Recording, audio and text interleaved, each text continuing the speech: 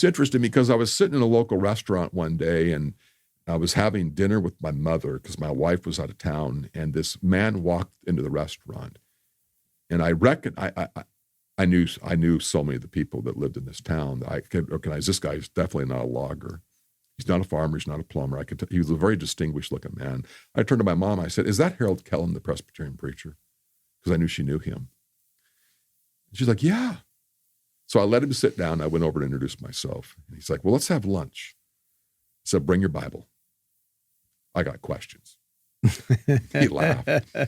So we meet for lunch, and I brought my yellow notepad, and I'm going through my questions, and he leans back in his chair, and he's like, "Oh, man, you're already there." I'm like, "Well, where am I?" He said, "You're Reformed." And the first thing that went through my mind was Reformed school. Never heard of this thing. Because I never heard of Reform. So I'm thinking Reform school, that's where they send all the bad kids. I'm like, is that good or bad?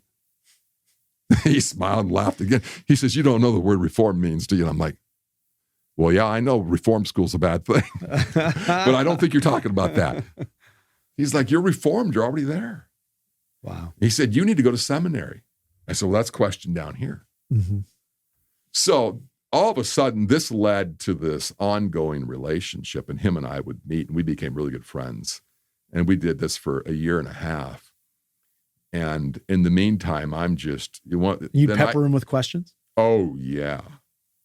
And he's very helpful. It was incredibly helpful. Yeah. And I became his personal project because he had never met a Pentecostal preacher or any kind of preacher who was outside his Presbyterian circle, who was so open. It's like, I'm an idiot.